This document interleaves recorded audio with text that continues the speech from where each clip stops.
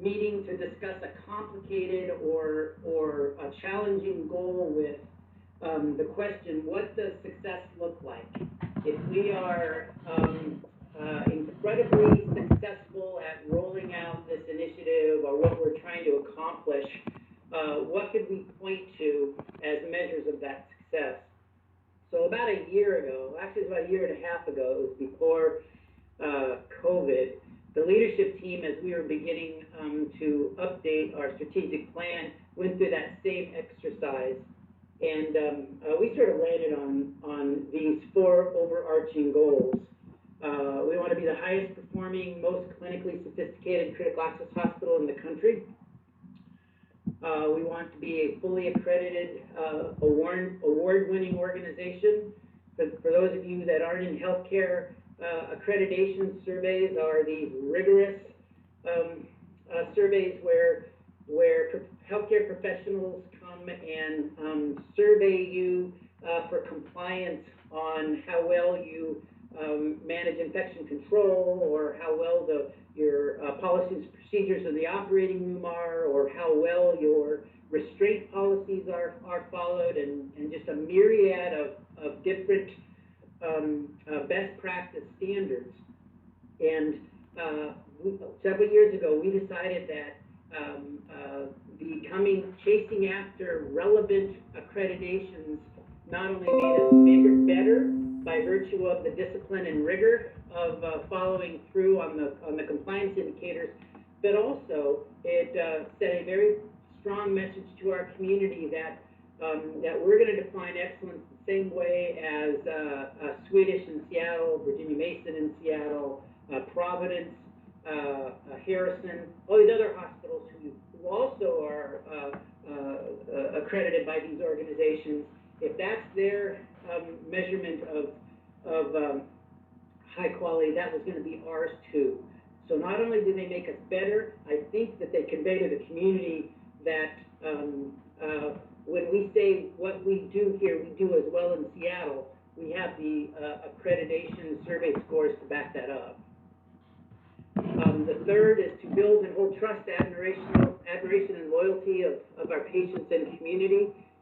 That really it all boils down to we're in the business of trust. The trust that any patient needs to place in the hands of their provider, in the hands of their care team, to provide the care that we do for them is pretty remarkable. And we value building on that trust as an important priority. And lastly, to be an incredible place to work and practice. I think this drives all of the above, and it really showed this last year when when we were going through what we just went through, the importance of staying aligned and communicating with every member of our staff during really challenging times, and frankly, those times continue. So those are kind of our overarching goals that we sort of look to as our North Star as we do this work. Next slide, please. Our mission, to hold the trust and improve the health of the community through compassionate care, innovation, and medical excellence. Next slide, please. Our vision statements: we will be the community's first choice for quality health care by providing exceptional patient care to every person we serve. We'll do this by delivering safe, high quality of care, championing an engaged workforce, providing leadership to improve the health, wellness, and vitality of our community. This was a very deliberate departure about 6 years ago or so when we added this vision statement. It signaled that we were going to step outside of the traditional acute care footprint and begin to look to providing wellness services, social determinants of health services, deal with food insecurity, deal with housing insecurity, all of the things that acute care hospitals traditionally aren't party connected to, but certainly have an impact on health and well-being. And then lastly, demonstrating fiscal stewardship and thoughtful decision-making, because if you go broke, it doesn't matter all of the good work that you are doing.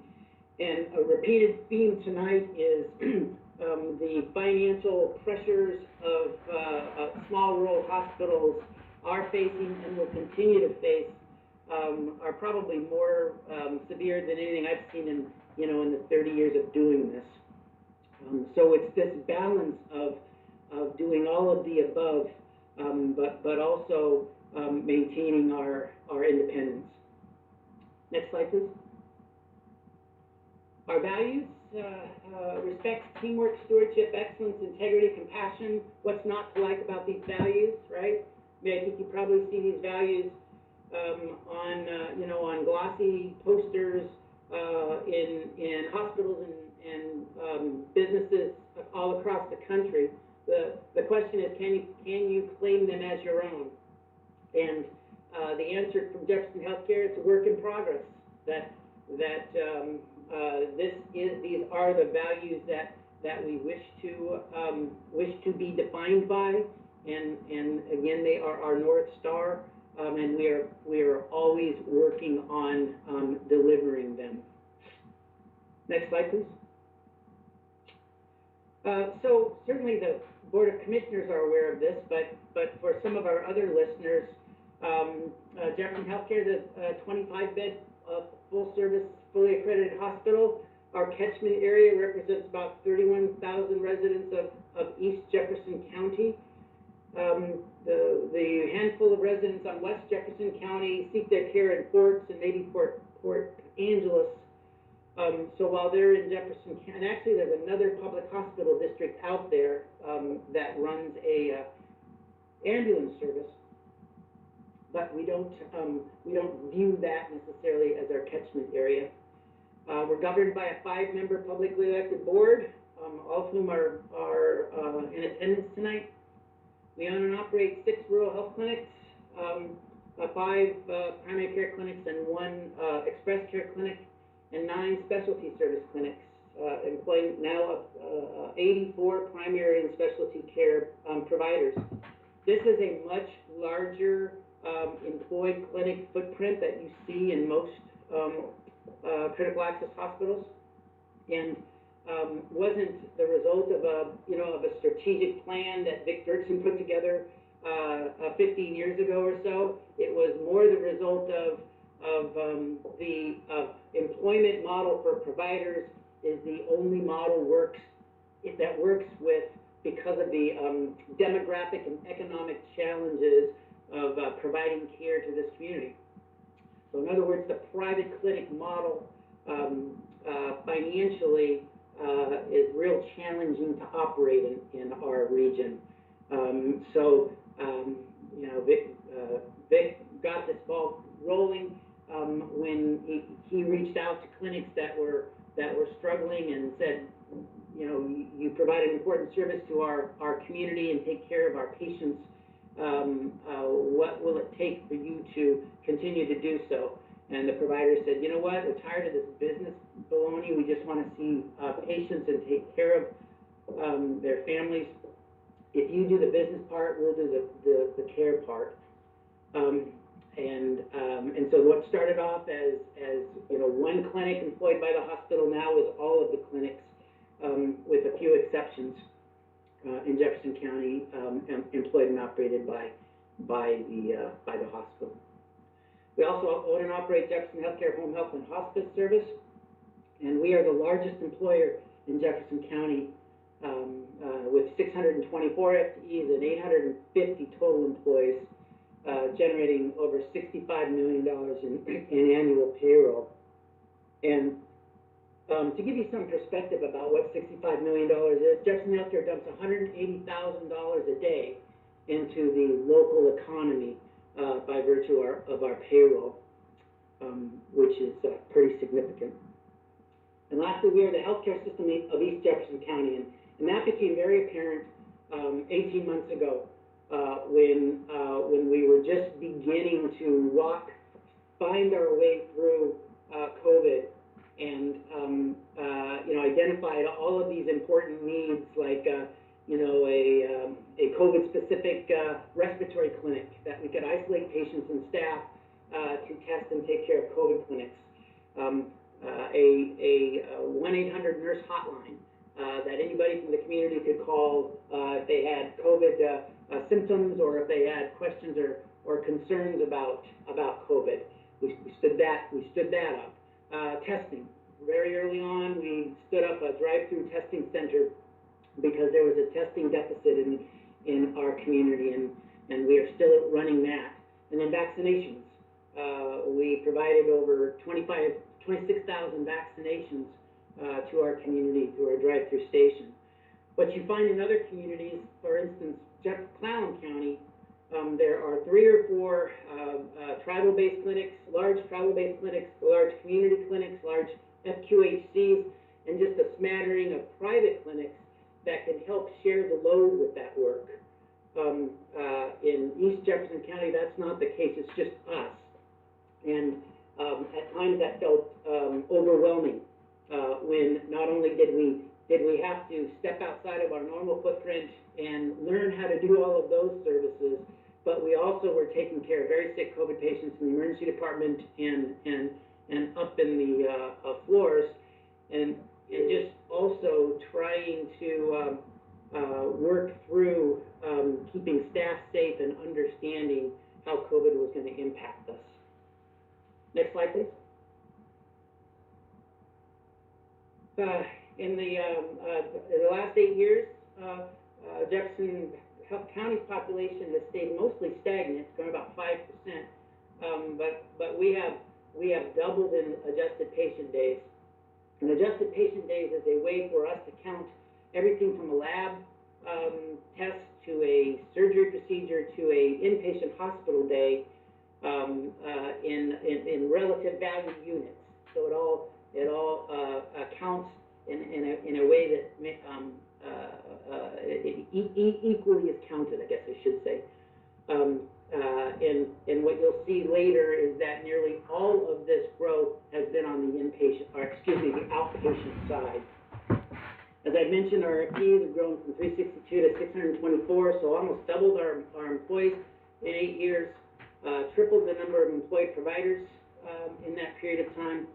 And a statistic that a consultant showed us about a year and a half ago that contrasted the number of patients touched, and that's basically everybody we clinically interact with, not a phone call, but clinically interact with every day. And that number a year and a half ago was 625 compared to about 300 8 years ago. And that was just a mind-blowing number to me, that in our community, 625 people a day were seeking some clinical intervention, whether it be a lab test or an emergency department visit or a primary care visit every day here. Next slide, please. This may or may not know this. Jefferson County is the oldest county in Washington State, with 1/3 of its residents over the age of 65. That same consultant told us that in the next 4 or 5 years, that demographic statistic will grow to 40% of our community residents over the age of 65. Now, from the perspective of supporting a critical access hospital, and commissioners have heard me talk about this, the way we are reimbursed is that we are actually reimbursed at or below our allowable costs for all public payers, and that includes Medicare and Medicaid. So most communities have a much smaller footprint of Medicare and Medicaid patients in their payer mix, so that they are able to supplement the at or below cost reimbursement for a minority of patients with a above cost reimbursement level for the majority of their patients. It's not uncommon to see 30–40% public payers, 60–70% commercially insured patients. in Jefferson County, in large part because of the age demographic, our payer mix is about 78% public payers, 22% commercially insured. And we've sort of watched that the commercially insured percentage go down and go down and go down, and with some trepidation, because at some point we will not have enough people seeking care here whose insurance pay us above our costs in order to balance the books at the end of the month, and more importantly, continue to invest in community health and wellness services that financially aren't self-supporting, but we count on shifting revenue from one part of the hospital to these services, and are probably the most important services we can provide. So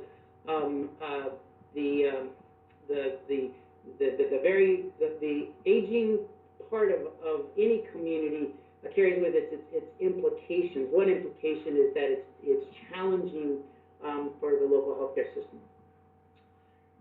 And lastly, I touched upon this with the last slide. We're kind of it. We are, with a couple of exceptions, some outstanding private providers in the community.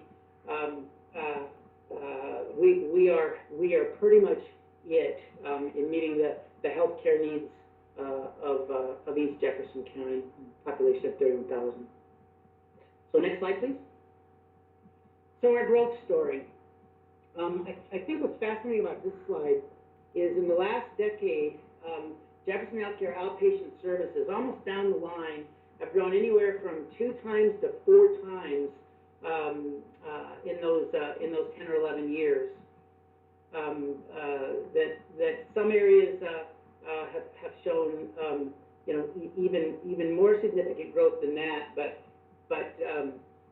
it's clear that, and I think this is a function of just the healthcare market, and I also think it's a function of what's going on in our community. But you'll see our net operating revenue is now up to annualized about $140 million.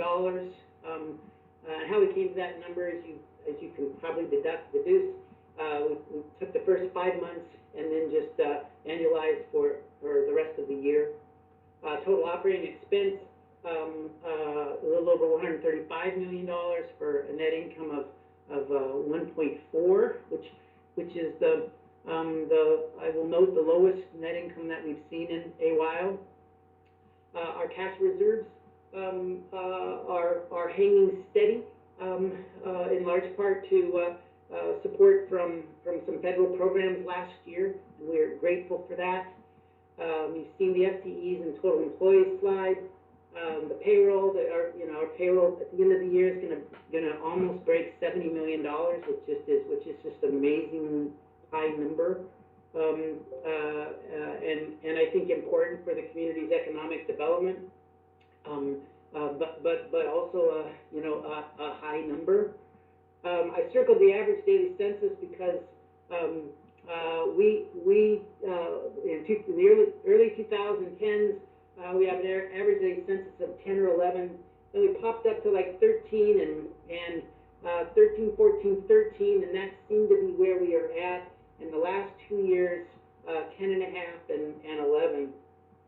So it doesn't seem like a huge shift, but that's about a 20% shift. And when our staffing patterns are above that, because we budgeted a little bit faster. We expected 2021 to look more like 2019 than 2020. And as our nurses on the floor will say, on some days it does. Tina and I were rounding a couple of weeks ago, and at 4:30 in the afternoon, there were, I think, 14 patients, and I think they had a total joint down in the operating room that was going to be admitted up in the unit. So 15 patients at 4:30 in the afternoon. The next day, when I showed up at work, we had 21 patients. So 6 patients came in at night, and that is the challenge of trying to staff, because on you know, the next night, just the opposite may have occurred, where there were 6 discharges. Um, but it's not uncommon, and it's just a variable that needs to be managed. Anyway, the takeaway is our inpatient activity has stayed largely the same, and if anything, gone down in the last 10 years. The adjusted patient days, that's the catchment, or the ability to count all services that we provide, gone up about ×3. ED visits, interestingly, have also not rebounded. When we opened up our new emergency department in 2016, and then got about a 20% bump and held that all the way to 2020, which made sense.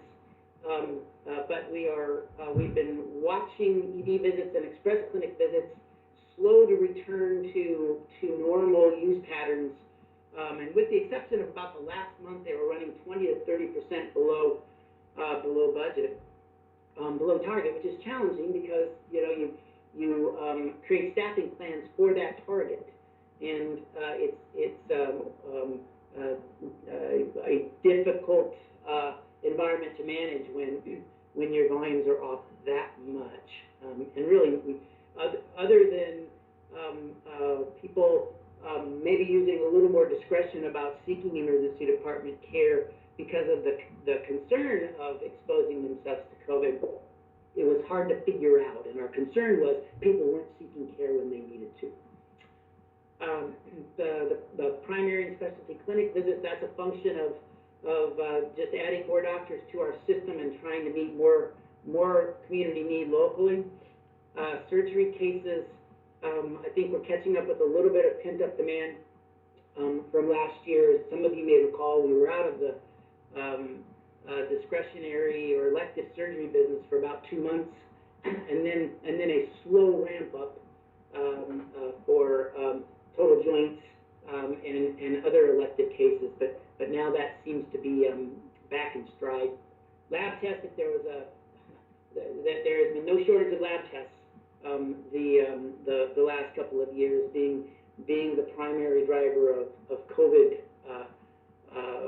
testing and diagnostic imaging. That's our commitment to trying to roll out any diagnostic service that a patient may need, so that the patient doesn't have to travel to Bremerton or Silverdale or Seattle for, but that we can do well and cost effectively. And then rehab visits. You'll see they dropped from 19 to 20 for reasons that are pretty clear to us, and they're pretty much back on track to where they were in 2019.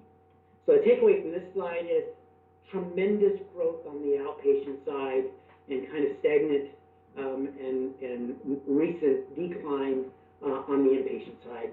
And so the operating challenge is, how do we make sure that our staffing plans and staffing patterns go where our patients are. And when you have volatility like this, it's a real challenge. It's a challenge for everyone. Next slide, please.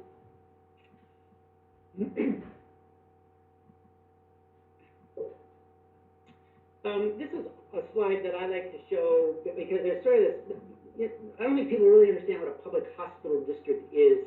Some folks might think we're funded like a public health department where the majority of our revenue comes from public funding, and therefore we should just be motivated to provide the services our community needs. But in truth, that is far from the truth. That most public hospital districts are financially dependent on just a private healthcare market business model. And what I mean by that is, whether you're a public hospital district or not, if you opened up a hospital in Port Townsend, we would be operating under the same business model as that hospital. What this slide shows is the significant disparity between the amount of tax revenue some hospitals, local hospitals get compared to Jefferson Healthcare.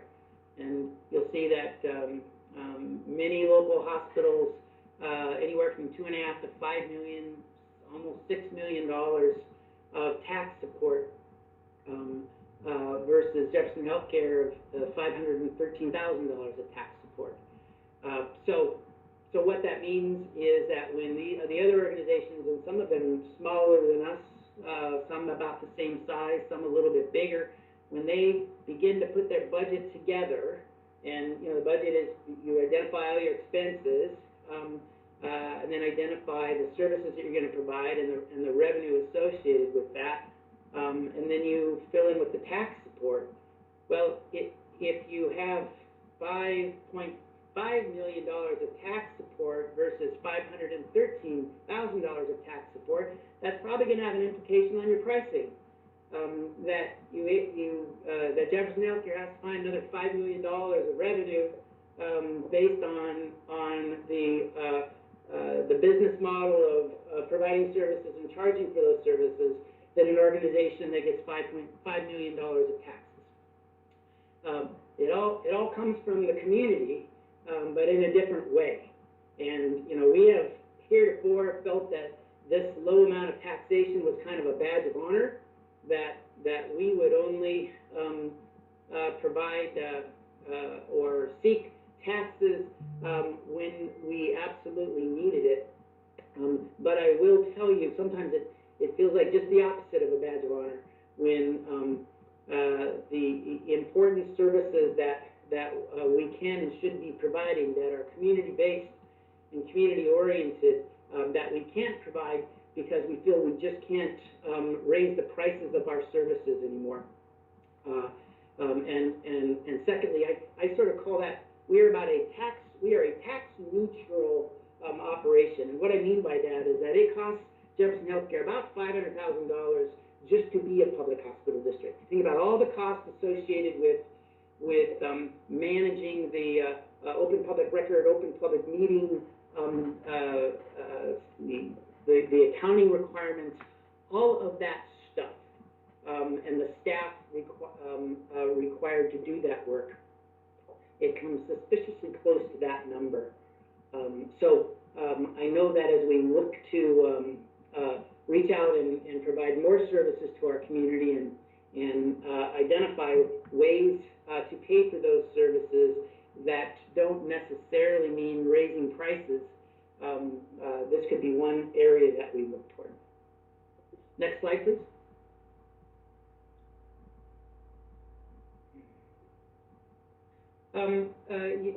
Years ago, when I first got here, I was accustomed to talking to groups like this about the state of the hospital performance in a very business-like way, where I would talk about here's the dollars that went out, here's the dollars that came in, and here was our bottom line, and a bottom line is important because it helps us reinvest in important services, and it just allows us to stay in a comfortable spot. But I found that in many audiences that was really off-putting. It was off-putting to talk about hospital and the services that we provide tainted with finances and operating profits and operating losses. And I really struggled with that because I could sense that there was just a discomfort with the CEO spending half his presentation talking about money and half of it talking about